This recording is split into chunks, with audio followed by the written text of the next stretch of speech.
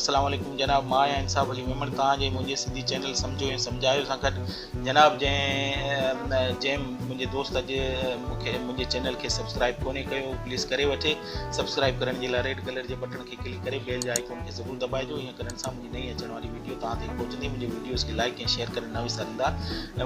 अदा हाणे हलूं था वीडियो जी तरफ़। वीडियो में अॼु जेका एप्लीकेशन मूं आंदी आहे उहा इन करे स्पेशल आहे, जेकॾहिं तव्हां ब्राउज़र त खोड़ सारा यूज़ कया हूंदा, पर अॼु आउं जंहिं ब्राउज़र खे इंट्रोड्यूस कयां पियो, थी सघे थो शायदि तव्हां पहिरीं बि उनखे इस्तेमालु कयो हुजे, पर मूंखे सुठो लॻो, इन करे मूं तव्हांजे लाइ आंदो आहे। हिन ब्राउज़र जी इहा ख़ुशूसियत आहे त जेकॾहिं कंहिं वॾी फाइल खे तव्हां डाउनलोड करणु चाहियो था त उनजो क्विक ऑप्शन तव्हांखे उते ई मिलंदो ऐं ऑप्शन बि मिलंदो ऐं उतां ई तव्हां डाउनलोड करे सघो था। स्पेशली यूटोरंट जेके बि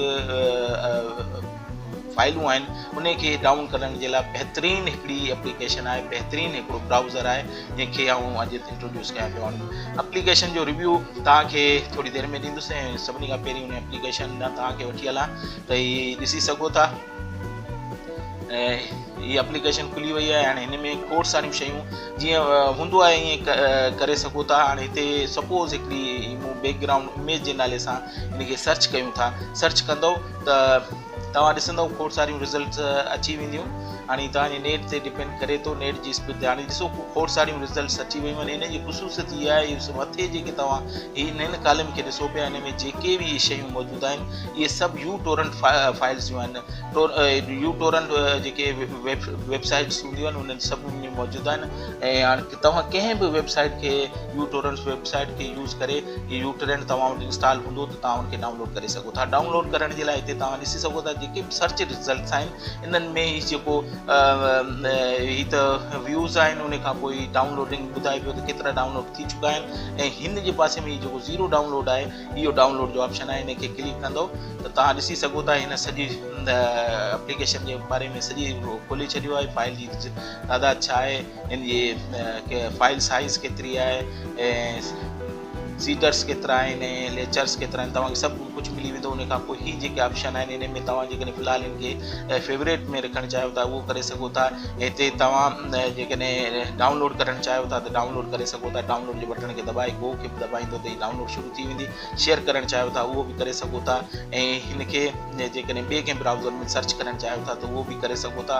ऐं हिते तव्हां हिन जे लिंक खे कॉपी करणु चाहियो था त उहो बि करे सघो था।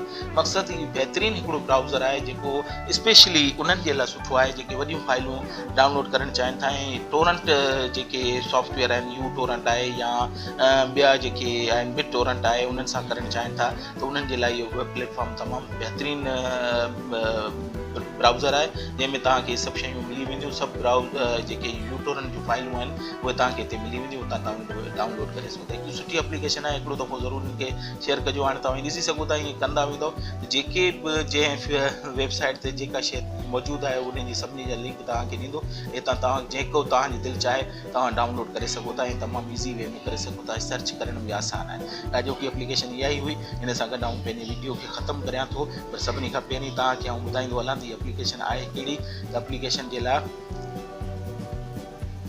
प्ले स्टोर में हलंदासीं। हिते प्ले स्टोर में वञी प्ले स्टोर जो जेको सर्च बार आहे हिन में असां लिखंदासीं TORRSE टोर्स जे नाले सां लिखी हिनखे सर्च कंदासीं त तव्हां थोरी देरि में ॾिसंदव त हीअ अची वियो। सभिनी खां पहिरीं जेका एप्लीकेशन आहे हिनखे क्लिक कंदासीं त इहा एप्लीकेशन आहे टोर्स सी जे नाले सां, टोरंट सर्च इंजन जे नाले सां।